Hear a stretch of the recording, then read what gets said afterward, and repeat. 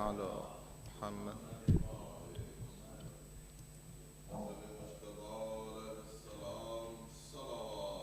اللهم صل على محمد.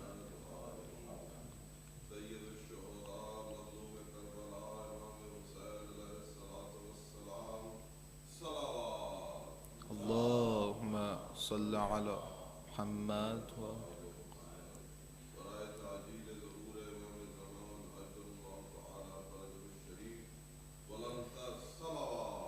اللهم صل على محمد. أعوذ بالله من الشيطان الرجيم.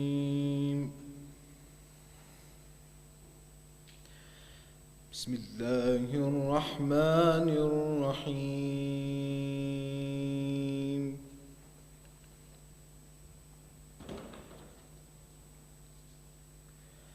فلما أسلما وتله للجبين وناديناه أن يا إبراهيم.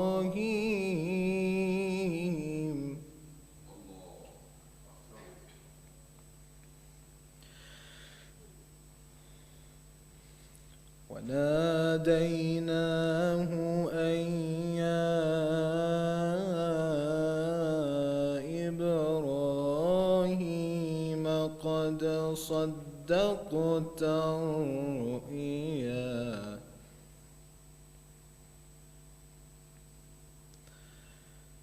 إنا كذلك نجزي المحسنين.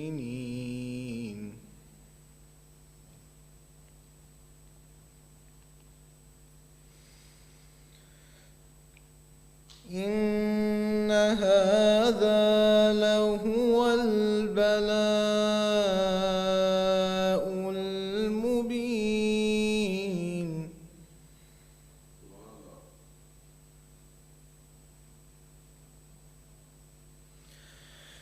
إن هذا لهو البلاء المبين وفديناه بذبح عظيم.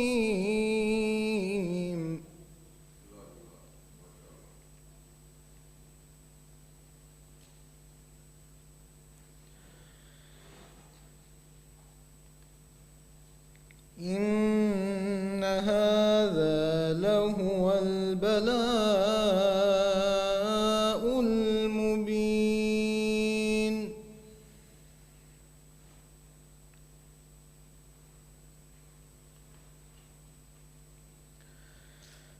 وفديناه بذبح عظيم وتركنا عليه في الآخرين.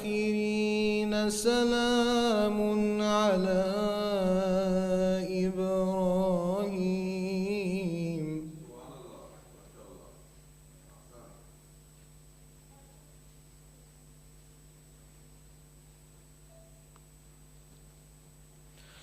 سلام على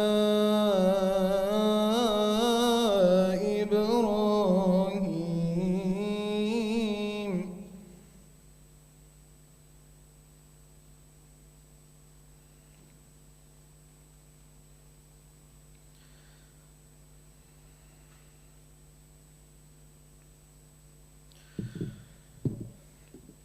كذلك نجزي المحسنين.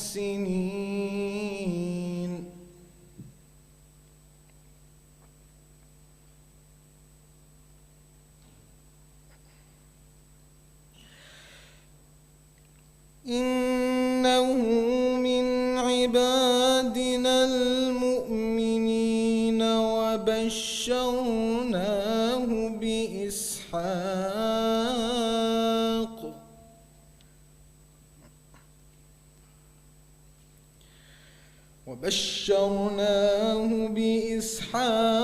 نبيا من الصالحين.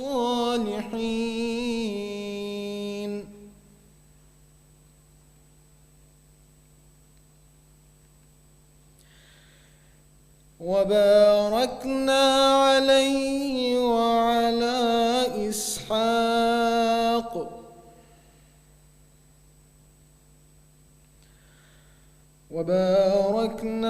عليه وعلى إسحاق ومن ذريتهما محسن وظالم لنفسه مبين.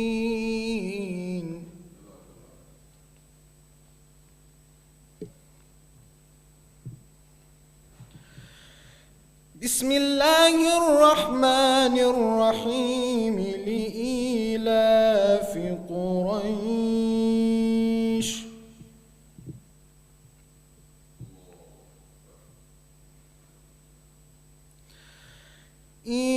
إيلافهم رحلة الشتاء والصيف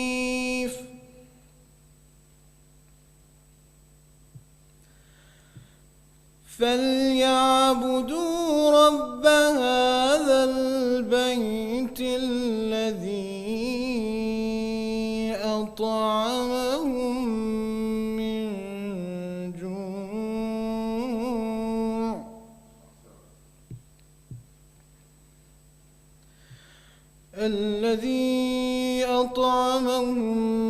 من جوع وآمنهم من خوف.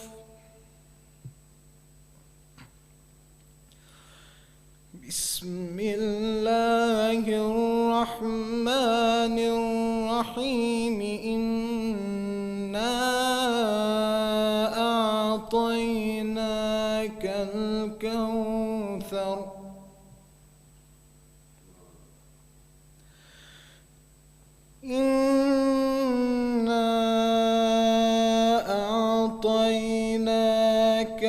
الكوثر فصل لربك وانحر إن شانئك هو الأبتر. صدق الله العلي العظيم. صلوات محمد وآل محمد.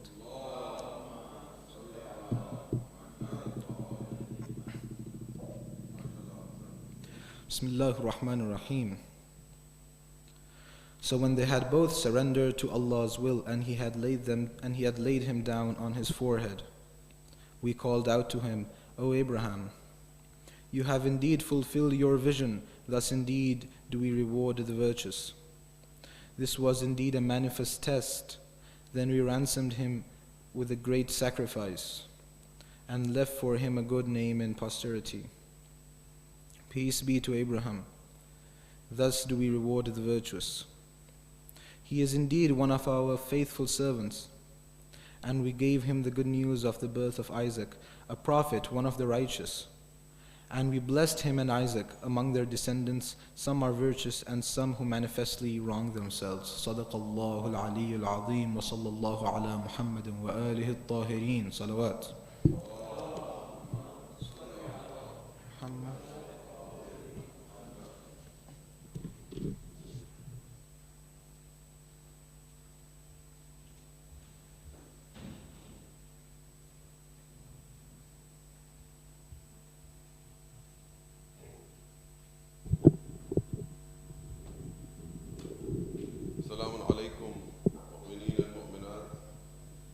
The 6th of the 9 series Majalis on the topic of how to be part of the movement of Imam Hussain alayhi salatu wassalam. You were just listening to the recitation of the Holy Quran by Sayyid Muhammad Jaffry. MashaAllah, may Allah strengthen his elocution and his voice further. Sallu ala Muhammad wa ali Muhammad.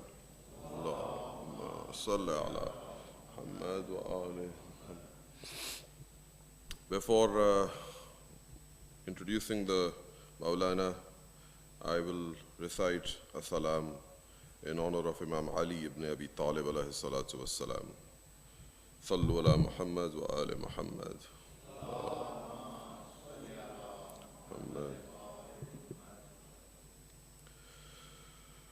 Maula Ali Jan, Maula Ali Jan, Amir al-Mu'mineen, Ya Shah Mardan, Ya Shah Mardan, Ya Shah Mardan. For Haqq and Batil, you are the Mizan, you are the Mizan, Maula Ali Jan. Ali, you are the one no one could assail, the selfless warrior history shall hail, the one for who the Lord sent Al-Zulfiqar, the one who Mustafa titled Al-Karrar, the one who Mustafa titled Al-Karrar.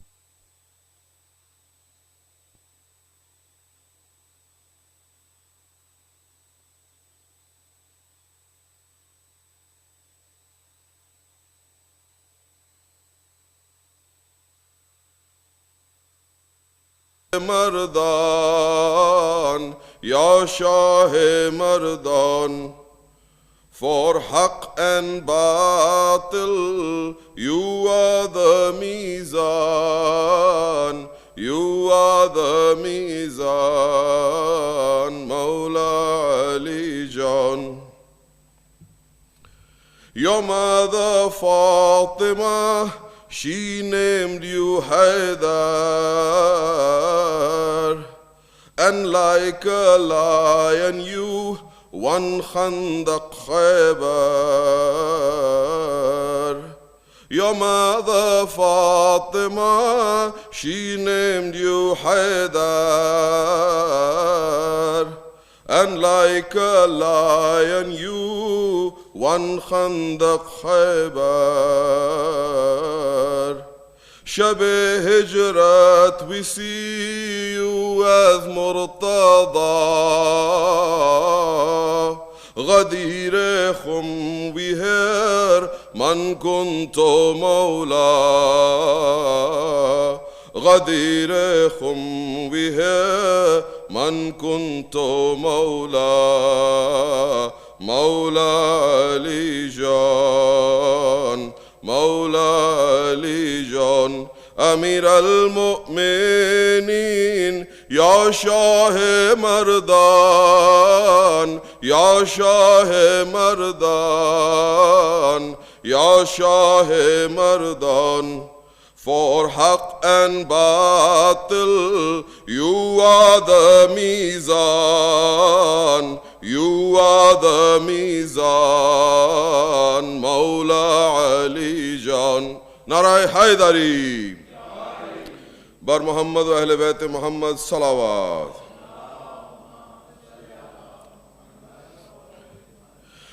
Your patience, piety, moral excellence, your knowledge, empathy, peak of eloquence. Your patience, piety, moral excellence, your knowledge, empathy, peak of eloquence. If your example all Muslims could embrace, we would be paragons of justice and grace. We would be paragons of justice and grace. Maula Ali Jan, Maula Ali Jan, Amir al-Mu'mineen, Ya Shah Mardan, Ya Shah Mardan, Ya Shah Mardan. For haq and batil, you are the mizan, you are the mizan, Mawla Ali Jan. The world is still in awe from Badr Hunain, but your true miracles are Zainab Hussain.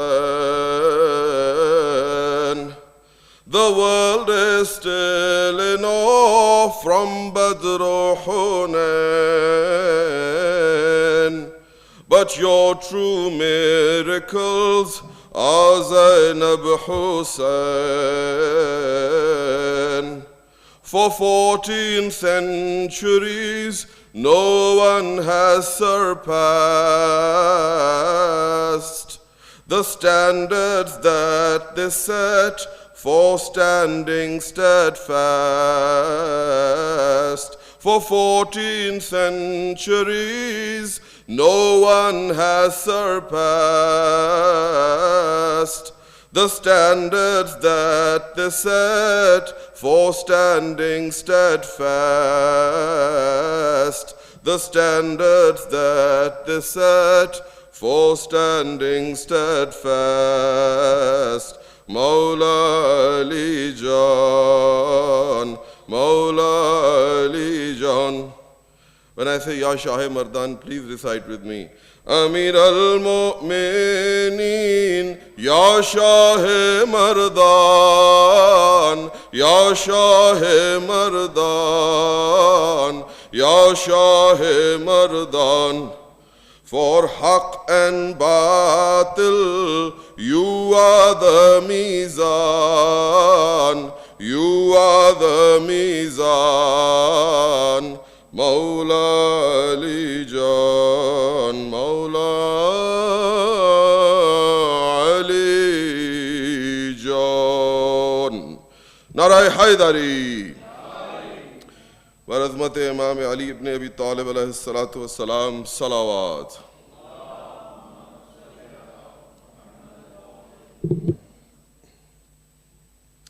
Brothers and sisters, we will now turn to the main lecture, the khitab by Hujjatul Islam, Sayyid Ali Aqib Jaffry.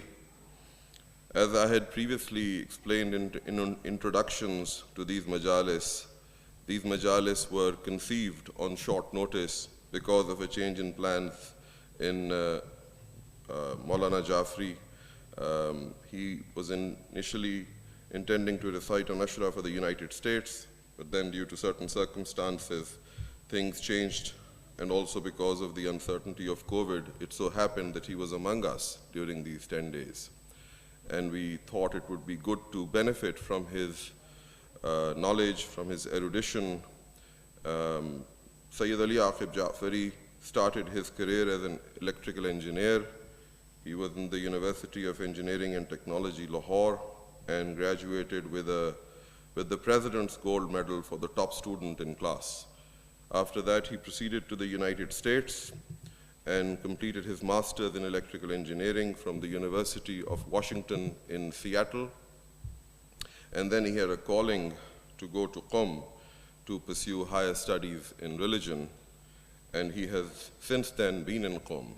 There he completed his bachelor's and then his master's in theology, and he's now a student of Dars-e-Kharij, which, as you all know, is the highest level of instruction in Hawdha Ilmiya in the Shia faith. Sayyid Ali Aqib Jaffry has also been a principal advisor of Anjuman-e-Mohammadi's Islamic Community and Research Center for the last 3 years. He has conducted numerous workshops on issues of contemporary interest, issues such as inheritance, khums, marriage, and this builds on his tremendous outreach in the United States and Europe on other issues of theology, such as proofs for the existence of God, and many other workshops he has conducted over the past decade, which have enabled him to develop a very large following globally. May Allah bless him and enable us to benefit from him as he recites the 6th of this 9 series majalis on the topic of how to be part of the movement of Imam Hussain alayhi salatu wassalam. So without further ado, and amidst your loudest of salawats, please welcome Sayyid Ali Aqib Jaffry, Muhammad.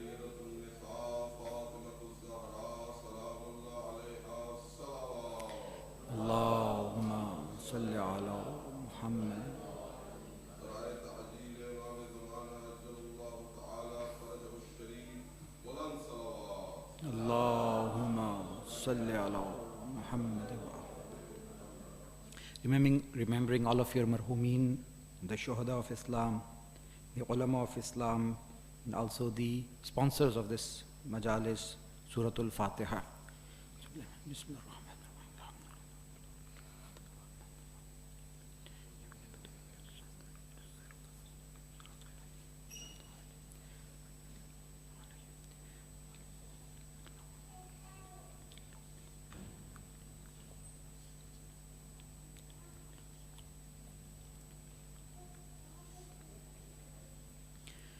أعوذ بالله من الشيطان الرجيم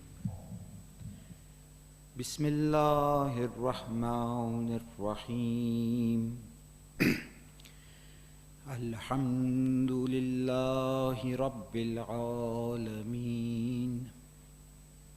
والصلاة والسلام على سيد الأنبياء والمرسلين وخاتم النبيين سيدنا ونبينا وشفيع ذنوبنا وطبيب قلوبنا بالقاسم محمد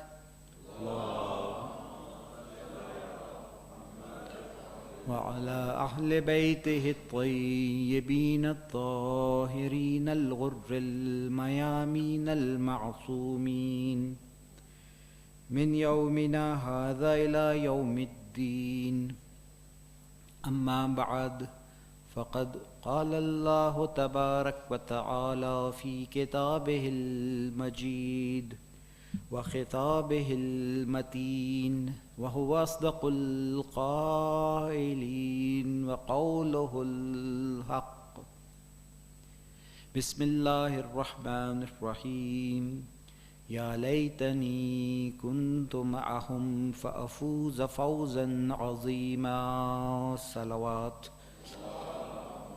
صل على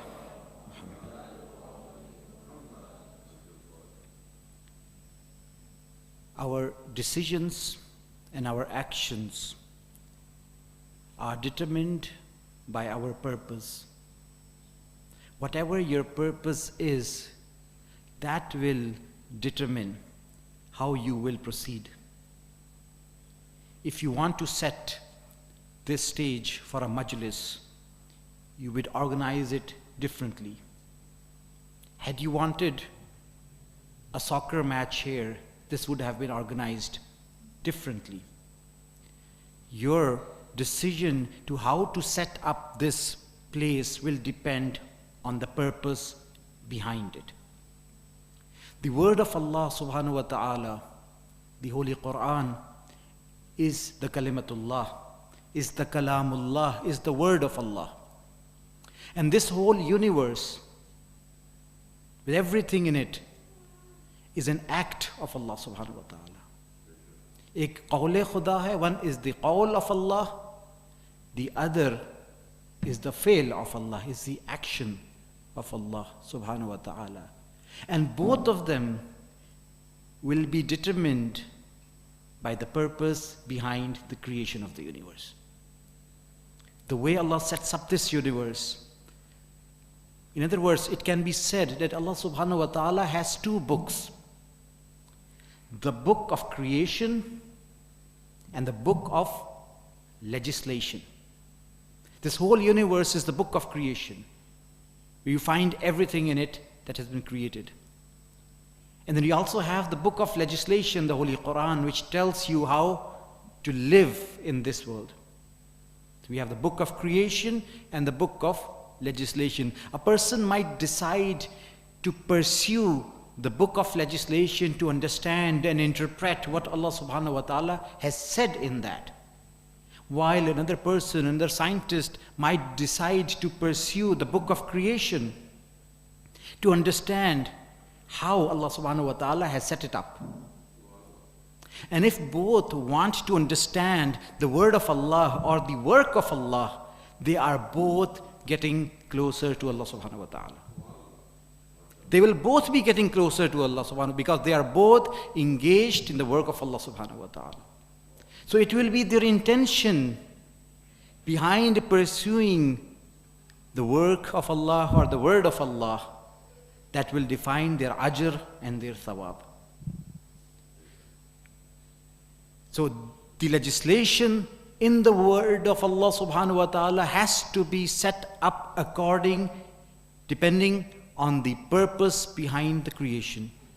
And this dunya also has been set up based on the purpose behind the creation. And sometimes failing to know the purpose behind the creation, people object.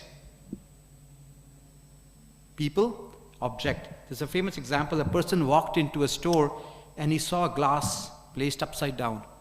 He picked up the glass and he said, the quality is very good, but it has one issue.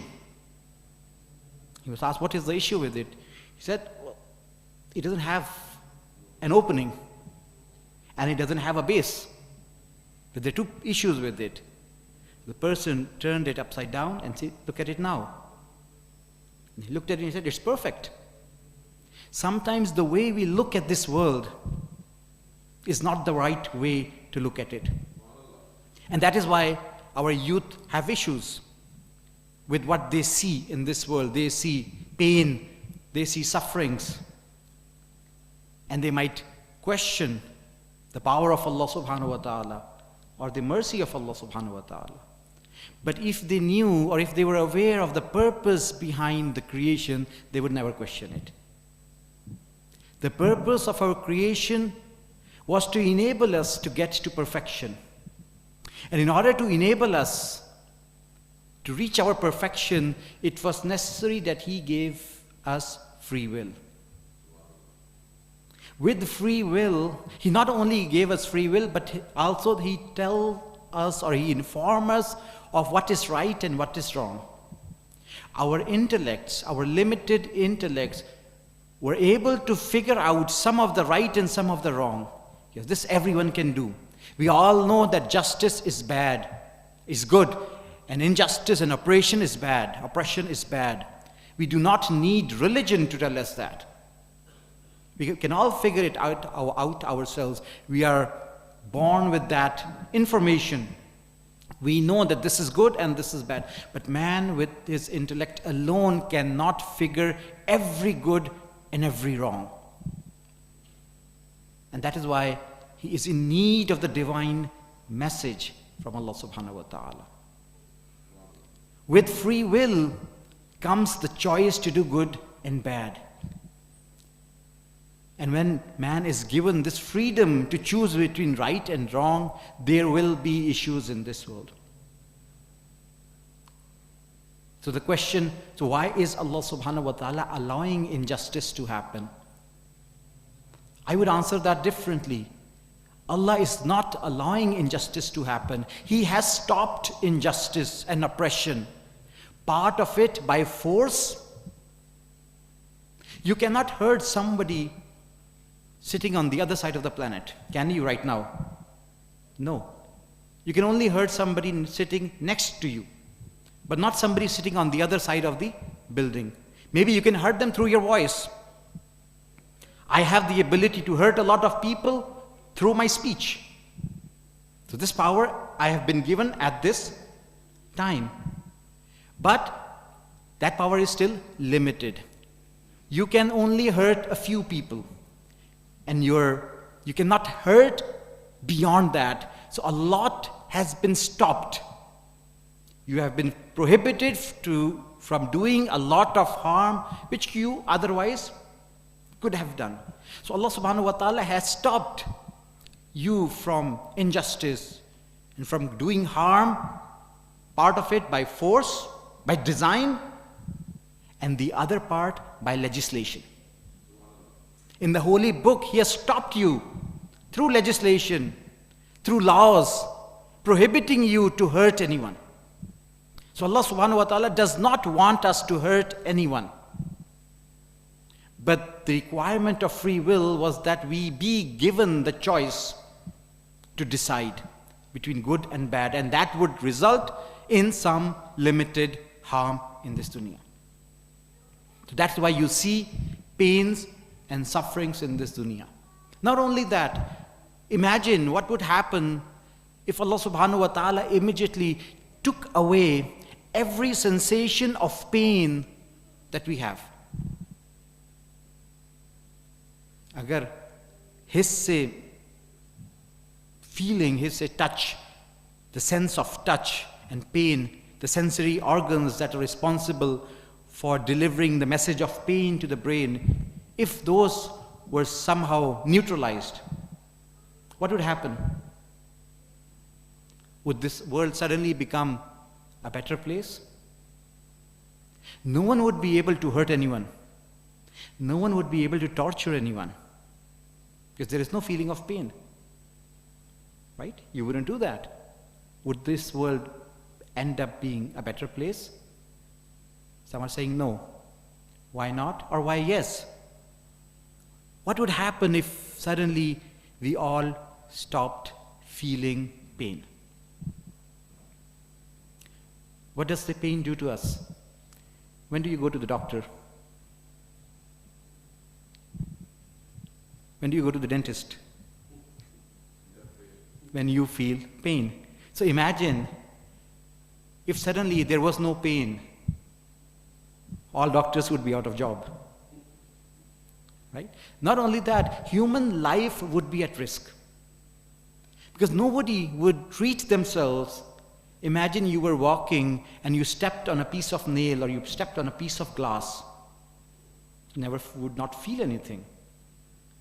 You wouldn't go to the doctor. If there was an infection in your body, you would not go to the doctor. So man would continue to delay his illnesses and cure and disease and not go to the doctor, not treat himself, because there would be no motivation to go. So by giving us the feeling of the sensation of pain, Allah subhanahu wa ta'ala has guaranteed the sustenance of human life on earth. It is just like a fire alarm in your house. Every time it goes off, you have to step out the house. It is a nuisance to do that, but there is a purpose behind it. It is for your protection. The sensation of pain is there to sustain, to make sure that human life sustains itself on the face of earth.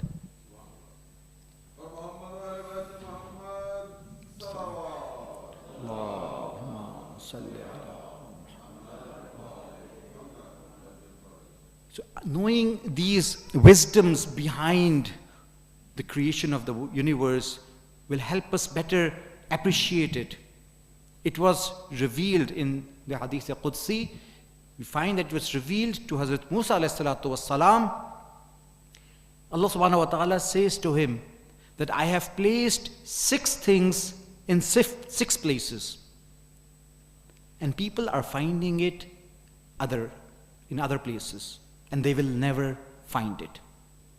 I have placed 6 things in 6 places, and they're finding it elsewhere, and they will never find it. He says, Inni waza'atu raha fil jannah. I have placed comfort in heaven. People are finding it in this dunya. They will never find it. This dunya is not designed for comfort. With every comfort that comes to you, there is some trouble associated with it. When you are blessed with a child, the child gets sick, sometimes the child dies, there are other issues. With every blessing, there is a hardship, and with every hardship, there is a blessing. This world is not free of, you will not find absolute happiness or absolute pain. Where will you find it? In Jannah. There is absolute happiness in Jannah, without any sufferings associated with it. And there is absolute pain in hell, without any pleasure after it, or any positivity coming out of it. So absolute pain and absolute happiness is for the next world. If you want to find absolute comfort, it is not in this world. That is what Allah subhanahu wa ta'ala is revealing to Hazrat Musa alayhi salatu wasalam. Number 2, I have placed rif'ah wa daraja, the high status, fit tawazu. I've placed the lofty status in humility, in being humble. And people are finding it in takabbur. They think if they are able to be proud and express their pride over others, they will become higher in status. That is not going to happen. They will never find it in takabbur, because it's not, Allah did not put it there. The next thing, waza'atul izza. Izza means power, being unforbiddable, being in a state where no one can overcome you or overpower you. I have placed izzah in qiyamul layl, in the night vigil, in the salatul layl. And people are finding it in the palaces of the kings. They will never find it there. लोग दरबार शाहों के दरबारों में ढूंढ रहे हैं, नहीं मिलेगी उनको. And I have put ghina. How do you translate ghina? Contentment. Fil qana'a. Ghina would be, how would you translate ghina? Contentment? No, that would not be the right word.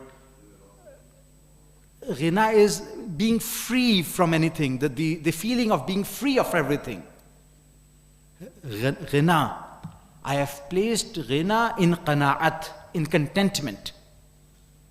It is the feeling of contentment that will free you from needing anything and anyone else. People are looking at it in the abundance of wealth. People think that the more we can gather the wealth, the more ghani we will become. Allah says, I have not put it in the abundance of wealth. I have put ghina in qana'at. If you are content with Allah has given you, then that is when you will become ghani. We have this story when a person entered the sermon of the Holy Prophet. The Holy Prophet was giving a sermon, salawat sallu ala Muhammad wa awli Muhammad.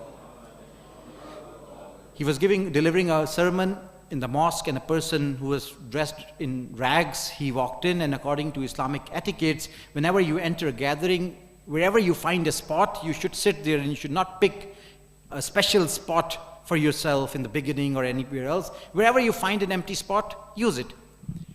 So he sees an empty spot and he sits at that spot. The person sitting next to him was a rich man. When he saw this poor person dressed in rags sitting next to him, he immediately collected himself and his clothes and his abba. And the Holy Prophet happened to see him do that. So the Holy Prophet immediately stopped his sermon. In the middle of his sermon, he stops his sermon, turns to him and asks him, why did you do this? He had no answer. And the Holy Prophet asked him, did you fear that his poverty would creep to you? Or were you afraid your wealth would go to him? He said, no, Ya Rasulullah. The Holy Prophet asked, then why did you do that? And obviously he had no answer. To compensate for his wrongdoing, he said, O Prophet of Allah, I am sorry for what I have done. And in order to compensate for what I have done, I give half of my wealth to him. I'm ready to give half of my wealth to this person. And everybody looked at him. And he said, O Prophet of Allah, I am not ready to take his wealth. They were even more surprised. He is ready to give and he doesn't want it. And when he was asked, why don't you want his wealth? He says, the wealth that brings a frown on the face of the Holy Prophet, I don't need it. वो दौलत जो पेशानी पैगंबर पे बल डाल दे, मुझे नहीं चाहिए ऐसी दौलत. I fear that after becoming wealthy, I might do the exact same thing that he did. So he was qane with what he had. He was the one who was rich. The other person was not rich. He is the one. A person who feels that he does not need, he is rich. That is richness. Allah says, I have placed ghina in qana'at. People are finding it in the abundance of wealth. And that I have placed ilm, knowledge, in hunger. People are finding it on a full stomach. They will not find it. This also goes back to our soul. When our stomachs are hungry, the soul is agile. And it can gather and acquire more pieces of information in that state. Ilm in Jew it's in hunger. People are finding it with a full stomach. And I've placed istaja'budu du'a, the acceptance of prayers, in luqmatul halal. I've praised the acceptance of dua in halal food. People are looking for it in hues and cries. जितनी बुलंद जोर चीख चीख कर दुआ करेंगे उतनी जल्दी कबूल हो जाएगी. ज़ियारत करने चले जाएंगी, दुआ कबूल हो जाएगी. The condition for the acceptance of dua is rizq halal. One of the conditions, and this is another lesson that we learn from the message of Karbala. On the day of Ashur, I'm not reading the Masayib here, but there is a lesson and very related to the topic of discussion. On the day of Ashur, when Imam Hussain ﷺ went to the battlefield to advise and admonish the enemy, and he gave a sermon, he introduced himself, he introduced who he was, he introduced what he had come out to do. At the end, they threw a stone at him, which hit him on his forehead, and he started to bleed. And he came back to the camp, and he told everybody to stay inside, nobody to come outside except Lady Zainab, salamullah alayha. And when she came out, and when she saw Imam Hussain in this state, she asked, why did they do that? Did you not introduce yourselves to them? Did you not advise them? Well, Imam Hussain al-Islam cried at that time. He cried not on himself, he cried for those people. He cried saying, Muli'at butunuhum min al-haram. He said, I did everything, but what can I do? Their tummies are full of haram. So if the tummy is full of haram, even if the admonisher is like Imam Hussain, the grandson of the Holy Prophet, it is not going to have any effect on the audience. That is the effect of rizq haram on our lives.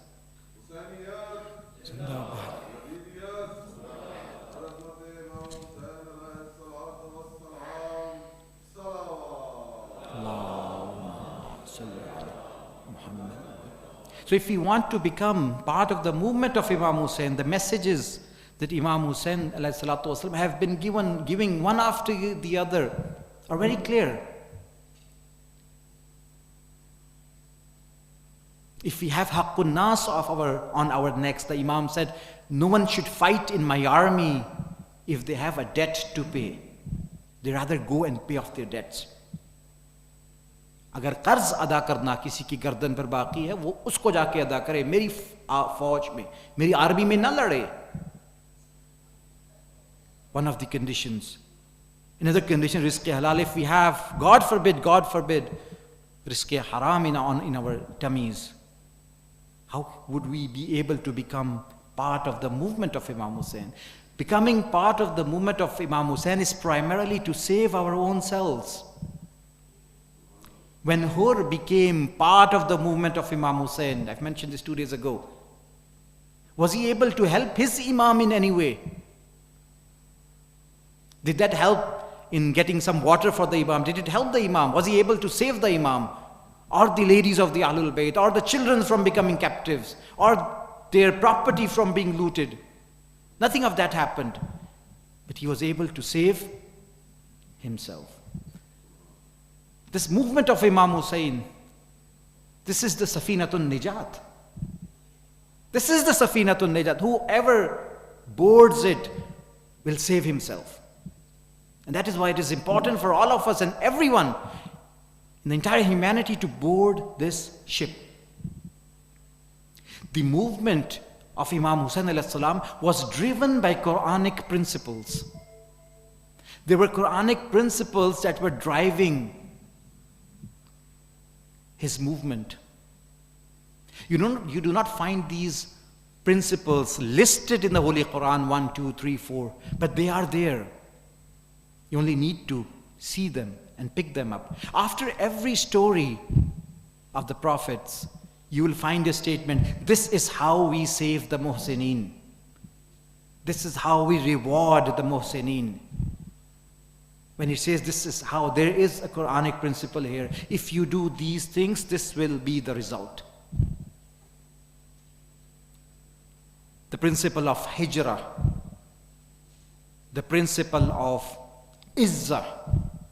These are all Quranic principles that were driving the movement of Imam Hussain. The principle of kalimatullah hiya al-ulya. The kalima of Allah, the word of Allah is supreme. Wa kalimatul batil hiya sufla. And the batil word is low. The word of Allah needs to be supreme and be seated. And nothing else is at that level. This is another Quranic principle to which Imam Hussain ﷺ refers in his movement. More on that inshallah tomorrow, if with God's help, if we get time. Today, a principle that is universal and not limited to Shias or Muslims, but to all of humanity, is the principle of izzah. The Quran says, Lillahil izzah wa li rasulih wa lil mu'mineen. Izzat belongs to Allah and His Prophet and the mu'mineen. In other words, says, izzah belongs to Allah, all of it. In the tradition it says that Allah subhanahu wa ta'ala has not permitted a mu'min to accept dhillah at any matter, at any cost. It goes that far, saying a moment of dhillah cannot be compensated by eternity of izzah. Allah subhanahu wa ta'ala does not allow us to humiliate ourselves even for a fraction of a second. And that is one of the principles that was driving the movement of Imam Hussain alayhi salatu wasalam. He was not ready to submit himself to zillah even for a fraction of a second. That is why on the day of Ashur, when he was addressing the enemies, he said, La wallah, no, by Allah, la u'tikum biyadi, I'm not going to give you my hand, ta'adh-dhalil, like that of a humiliated person. You will not be able, you will not have power over me like a humiliated person. Wala afirru firar al-abid, neither will I run away like a slave. But I will stand up and fight and die honorably. The principle behind this action was hayhat min dhillah. that I'm not ready to submit to dhillat.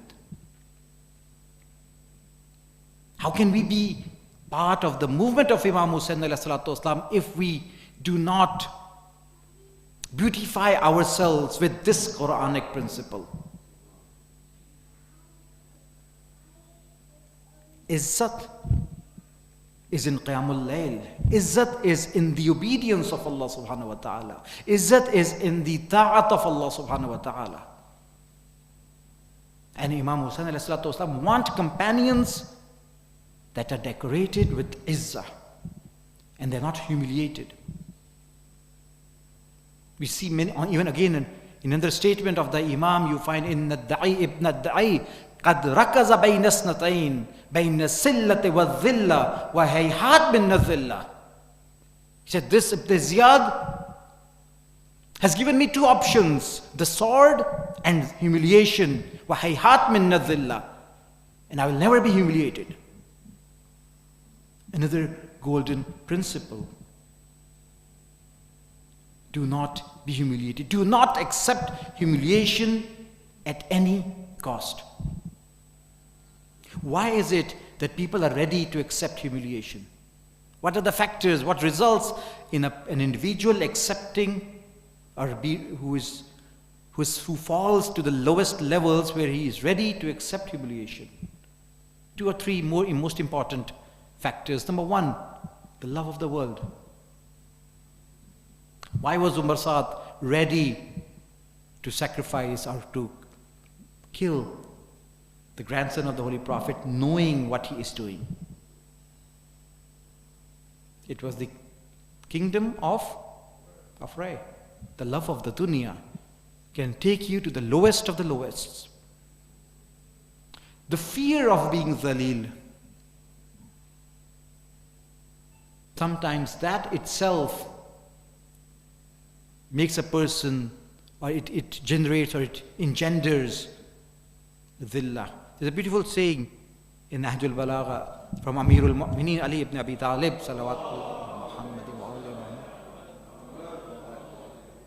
where he says, Ajibtu lil bakhil. I'm amazed at the miser person, at a bakhil person. Why? Yasta'jilul faqr alladhi haraba minhu. He's trying to run away from faqr. A bakhil person, why is a person bakhil? Because he wants to stay rich. That's why you're bakhil, or anyone is bakhil. Not you, like a person would be bakhil. So he says, Ajibtu lil bakhil. I'm amazed at the bakhil person. Yasta'jilul faqr alladhi minhu harab. He hastens poverty from which he's running away. وَيَفُوتُهُ الْغِنَى الَّذِي إِيَّاهُ طَلَبْ. And he ends his ghina, which he wants. When you are not spending on yourself and you're saving everything, فَيَعِيشُ فِي الدُّنْيَا إِيشَ الْفُقَرَى وَيُحَاسَبُ فِي الْآخِرَةِ حِسَابَ الْأَغْنِيَا. So he lives like a poor man in this dunya, and on the day of judgment he will be accountable, the accountability of a rich person. फकर से दूर रहना चाहता है, लेकिन बुखल करके, बखील बनकर अपने ऊपर फकर को फकर से पहले आमातारी कर लेता है. You become faqir before you become faqir. You still have wealth in your banks, but because you're not spending it, you are living the life of a faqir person. The same goes with zillah. A person who fears zillah can sometimes make himself zalil sooner than zillah will actually come to him. And you've heard that incident of a person who did not do the bay'ah of the divine imam, and he rushed to the Taghuti imam, and when he went to the palace to do the bay'ah, the guards told him that you should come in the morning, it is night time and the caliph is sleeping. And he said, no, it is very important, it is a very urgent matter that I want to attend to. He insisted and insisted till the guard let him in, and he came to the caliph, and the caliph was under his blanket. And he asked him, why are you here in the middle of the night? He said, I want to do bay'ah. Because I've heard the Holy Prophet say that Man mata walam ya'rif imama zamanehi mata mitatan jahiliya. And then he said, well, you could have come in the morning. He said, no, this is very urgent matter for me. And the caliph, he pulled his blanket and he said, okay, if it is so important for you, then you can do bay'ah on my foot. And that is what he did. So when a person leaves the divine Imam and he fears that zillat is going to come to me, and he rushes here and there in the palaces of the kings and the caliphs, then before zillat comes to him, he accelerates the arrival of zillah on himself.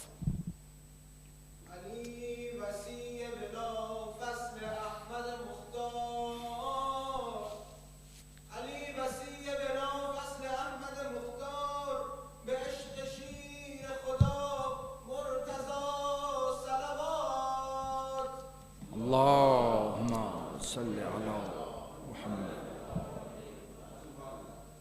So this principle of hayhat minna zillah, zillat is away from us, the Ahlul Bayt.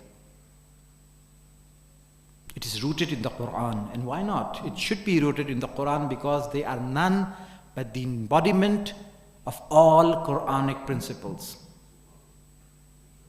Every action of theirs is rooted and driven by the Quran. The entire movement of Karbala is driven by Quranic principles, one after the other. The principles of Hijrat is another that is driving the movement of Karbala. There's another verse of a poem attributed to Imam Hussain alayhi salatu wasalam, which he probably said on the day of Ashur. He says, Al-mawtu awla min rukubil ar. Al-mawtu awla min rukubil ar. Wal-aru awla min dukhulin nar. He says, maut is awla, is better, is preferable than riding on humiliation, on the horse of humiliation. Al-maut awla min rukubil ar. It is better to die than to live a life of humiliation. And when he was looking around, the state of the Muslim Ummah was such that life in that time would mean humiliation. That is why when he met Hur, he said, Ala tarawna anna al-haq la yu'mal bih wa anna al-batil la yutanaha an. Do you not see that haq is not being acted upon and no one is stopping batil? لِيَرْغَبِ الْمُؤْمِنْ فِي لِقَاءِ اللَّهِ مُحِقًّا. In such a case, a moment should truly desire to meet his Lord. This world is not living in, worth living for. One should desire to meet his word. Al-maut awla min rukubil ar. Maut is preferable than living a life of humiliation.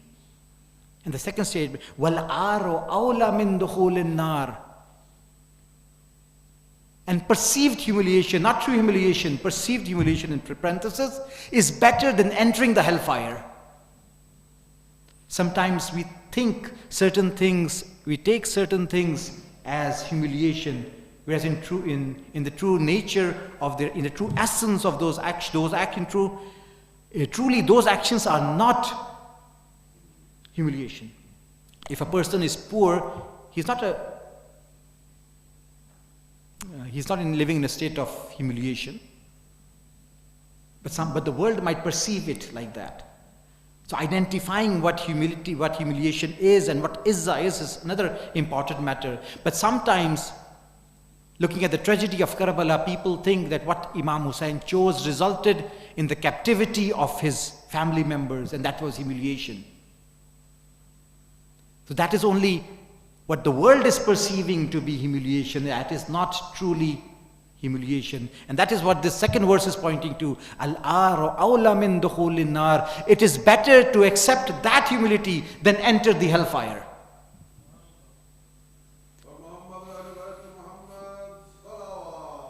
Allahumma salli ala Muhammad wa ali Muhammad. Sometimes you have a choice between the hellfire are accepting humility in the eyes of the world.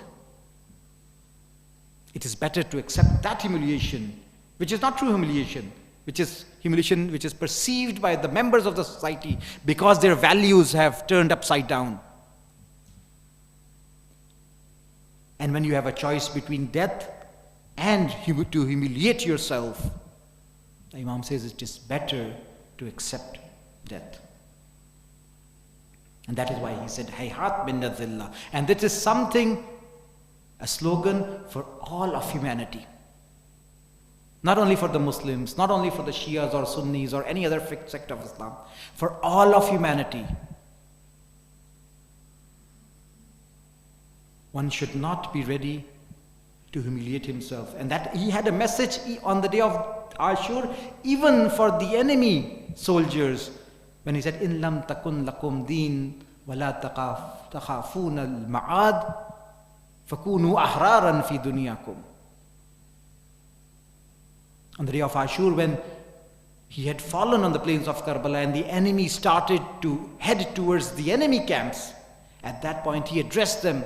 He said, if you do not have religion and you do not fear the day of judgment, فَكُونُوا أَحْرَارًا فِي دُنْيَاكُمْ, at least be free in this world. At least have some dignity. As long as I am alive, you should not head towards the camps of the family members. They turned back. The message of Imam Hussain alayhi salam is a message, is a universal message for all of humanity. When Imam Hussain alayhi salam was left all alone and he was about to enter the battlefield. Now his departure into the battlefield was different than those of his family members or of his companions. And the most important difference was the fact that when other companions and other family members went to the battlefield,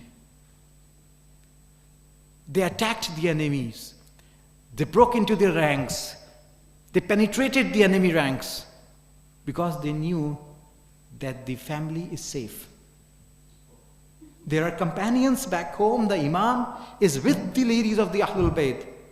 The camps are safe. They would attack from the right and from the left and cut through the enemy ranks. But when Imam Hussain ﷺ was about to leave for the battlefield, he did not have that peace of mind. There was no one left. He was all alone.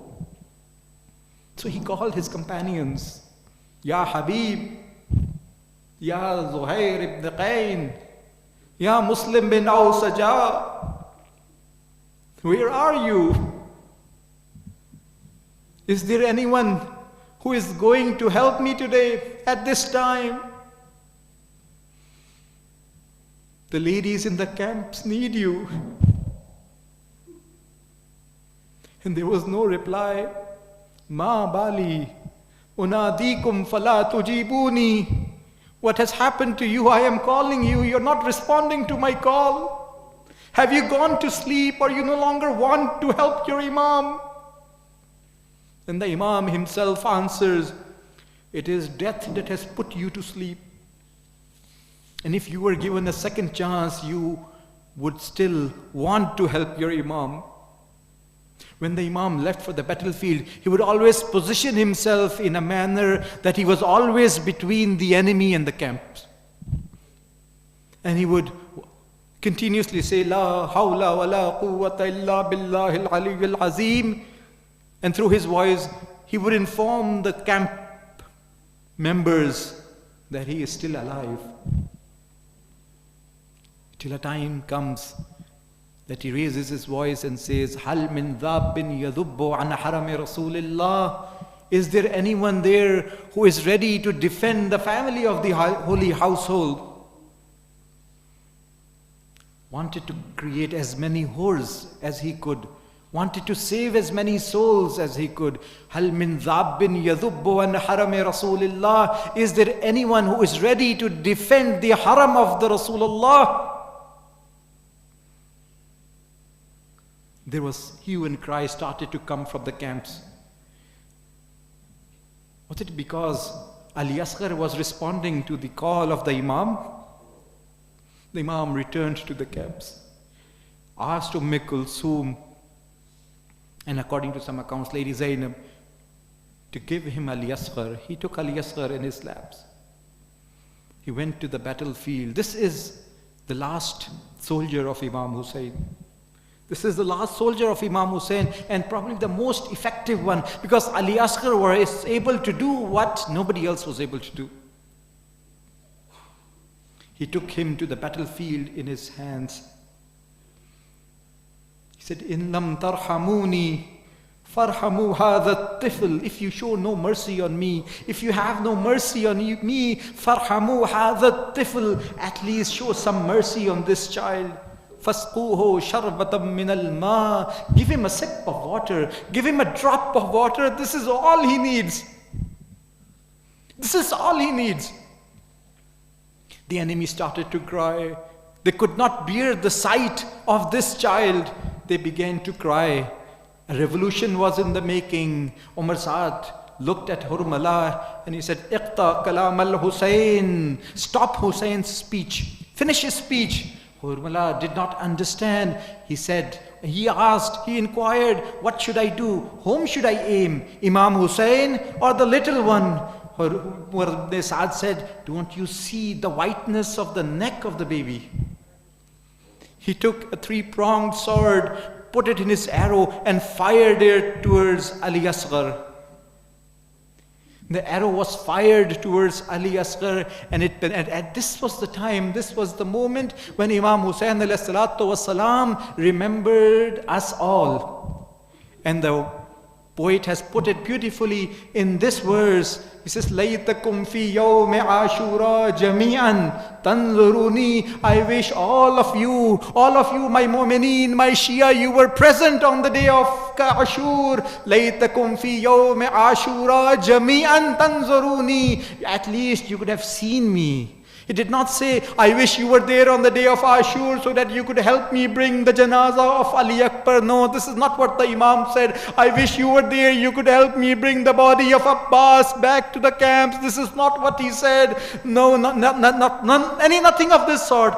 "Laytakum fi yawmi ashura jami'an tanzuruni kayfa astasqi lit-tifl wa abaw an yarhamuni." At least you could have seen me in a state when I was asking for water for my 6 months old. You could have seen my state, in which state I was asking for water, and how they responded. देख लेते मुझे उस हालत में कि मैं किस हालत में पानी का सवाल कर रहा था. मेरे सवाल करने के अंदाज को भी देख लेते, और जो जवाब वहां से आया उस जवाब को भी देख लेते. The 3-pronged arrow came and pierced the neck of Ali Asghar. A few drops of blood only. Not a single drop ended up on the plains of Karbala. Not a single drop of blood ended up on the plains of Karbala. Imam looked at this little corpse, इस जनाजे की तरफ इमाम ने देखा है. क्या करें इसके साथ, कहाँ रखें इस छोटे से जनाजे को? What should the Imam do with this little baby? This was a very difficult time for the Imam. A father at this time needs condolence and consolence. And what the Imam said to himself, Imam addressed himself, "Ya nafso, isbiri ala ma asabak." "Oh my soul, be patient over what has come to you." Then he consoled himself, saying, "Havwana alayya annahu bi'aynillah." This is easy on Hussein because it is in front of Allah subhanahu wa ta'ala, because Allah is watching over this. Hussein consoled himself, but the next stage was to console his mother. How can Imam console the mother of Ali Asghar? He started to take the body back to the camp. He's starting with walking towards the camp, saying, "Inna lillahi wa inna ilayhi raji'un." When Hurmala was captured by Mukhtar and he was brought to Mukhtar, Mukhtar asked Hurmala, "You are a very cruel person. Did it ever happen that on the day of Ashur you cried over Imam Hussein alayhi salam?" He said, "Yes, there was one moment when I cried over Imam Hussein." He said, "On the day of Ashur I fired 3 arrows. 1 arrow towards Ali Akbar, One arrow towards Imam Hussein, and the third arrow towards the neck of Ali Asghar, which slaughtered him from year to year. Hazrat Ali Asghar was slaughtered. I cried over Imam Hussein when I saw that Imam Hussein is walking towards the camp, and there was an old lady. There was a lady standing at the door of the camp awaiting this body. I don't know who she was. She was probably the mother of Ali Asghar. The Imam Hussein is walking towards the camp thinking, how am I going to hand over this body to the mother of Ali Asghar? Inna lillahi wa inna ilayhi raji'un. He stops there. He thinks for a moment. He steps back. Inna lillahi wa inna ilayhi raji'un. Many times he went forward and backward thinking, how is he going to present this boy, to this little baby, to the mother? I would say to the mother of Ali Asghar, Rabab, why don't you bring the cradle of Ali Asghar outside? It would probably be easier for Imam Hussein to put the janazah of Ali Asghar in the cradle rather than in the lap of Rabab.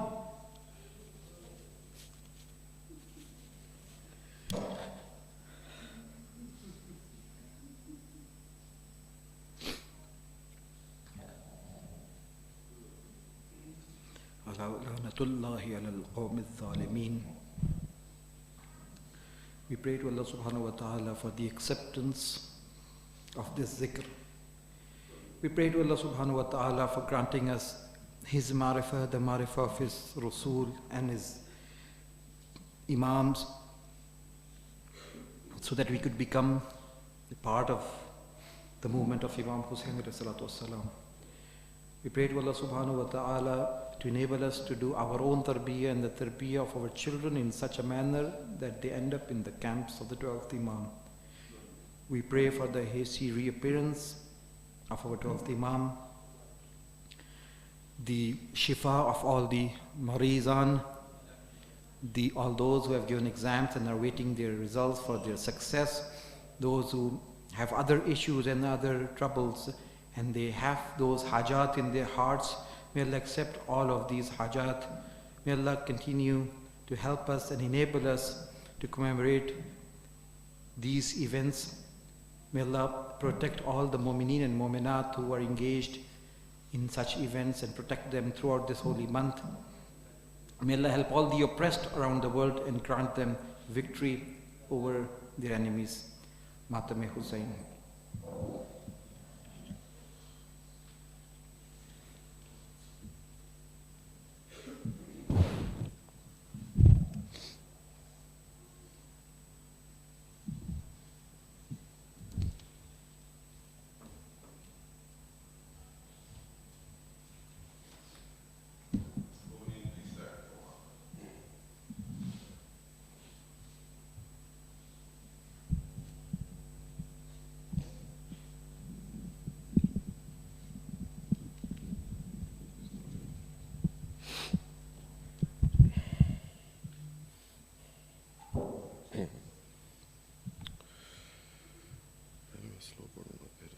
Umme Rubab,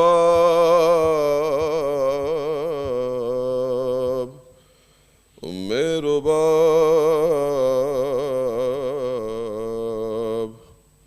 O our Lady, Umme Rubab,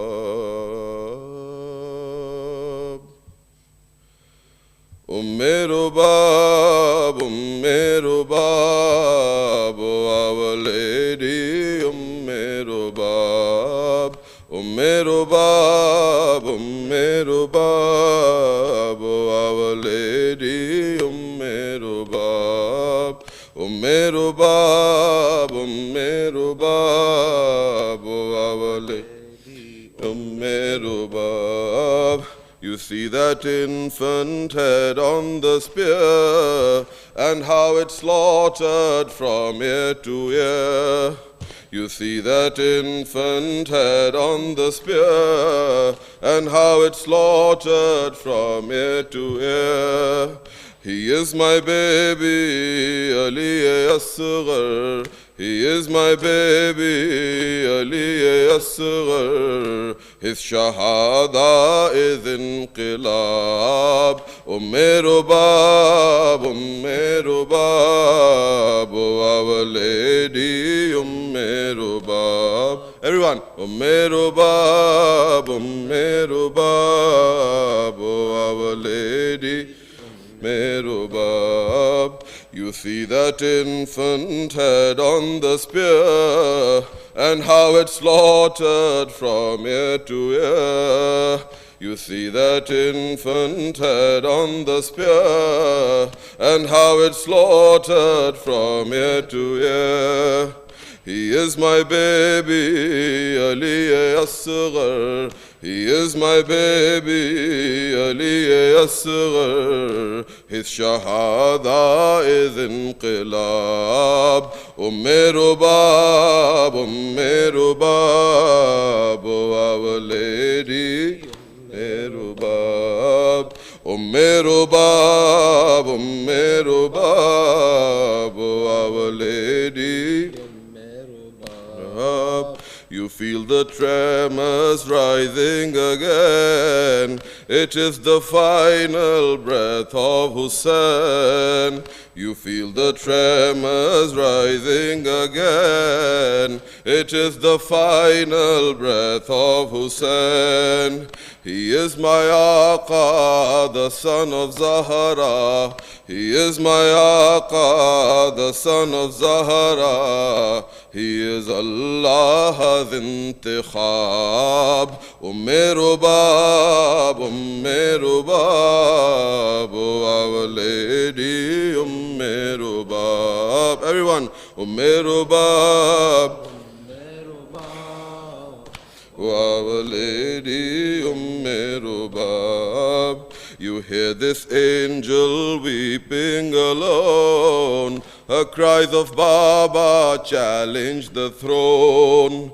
You hear this angel weeping alone. Her cries of Baba challenge the throne. She is Sakina, my little princess. She is Sakina, my little princess. Her Sahara is Buturab. Umme Rubab, Umme Rubab, oh our lady, Umme Rubab. Everyone, Umme Rubab,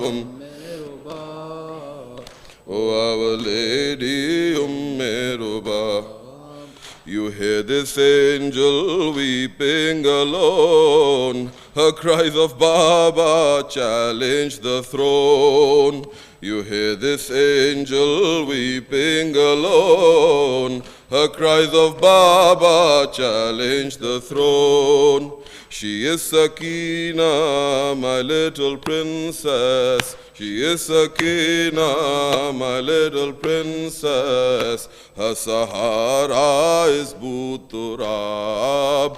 Umme Rubab, Umme Rubab, our lady, Umme Rubab. Everyone, Umme Rubab, oh our lady, Umme Rubab.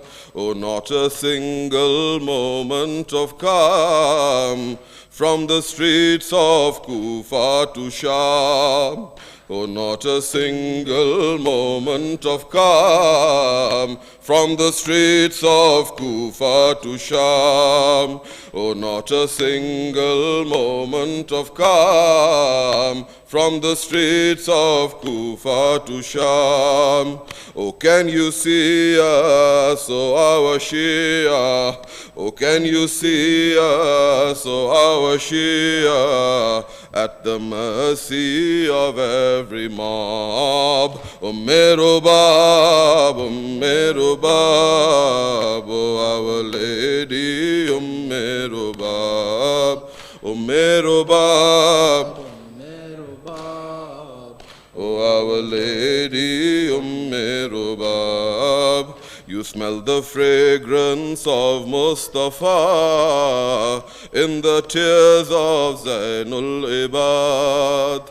You smell the fragrance of Mustafa in the tears of Zainul Ibad. With every manzil, with every moment, with every manzil, with every moment, he is aging in his shabab. With every manzil, with every moment, he is aging in his shabab. Umme Rubab, our lady Umme Rubab. Everyone, Umme Rubab, Lady Umme Rubab. Oh, for your noble resistance, Hussein, I would offer my 2 kids again. Oh, for your noble resistance, Hussein, I would offer my 2 kids again. But for your trampled, unshrouded body, but for your trampled, unshrouded body, I will stand under the sun and sob. Umme Rubab, our lady Umme Rubab. Umme Rubab, our lady Umme Rubab. Umme Rubab, our lady Umme Rubab. Ya Hussein, Sallu ala Muhammad wa ali Muhammad. Allah. Muhammad wa ali. Mu'mineen mutawajjah ziyarat.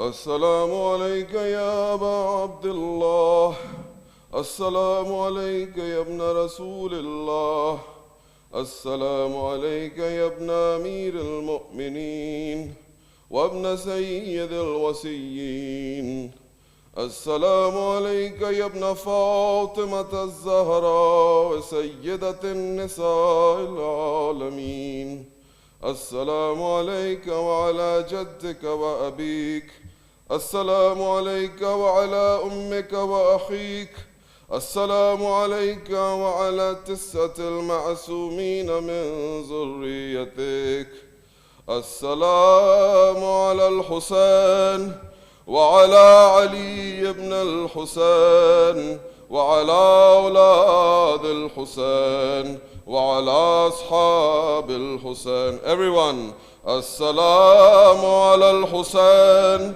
وعلى علي بن الحسين وعلى أولاد الحسين وعلى أصحاب الحسين جميعا ورحمة الله وبركاته.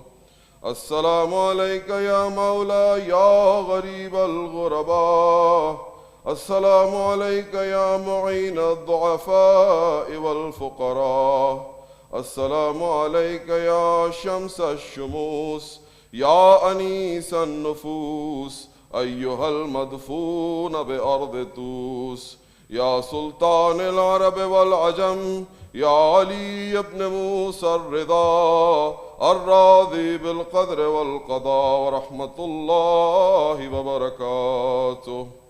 السلام عليك يا مولانا يا صاحب العصر والأمر والزمان السلام عليك يا خليفة الرحمن السلام عليك يا إمام الإنس والجان الأمان الأمان الأمان من فتنة الزمان عجل الله تعالى فرجك وسهل الله تعالى مخرجك وجعلنا من أنصارك وأعوانك ورحمة الله وبركاته. Allahumma salli ala Muhammad wa ali Muhammad. Brothers and sisters, there is tabarruk, so please receive your tabarruk before you leave.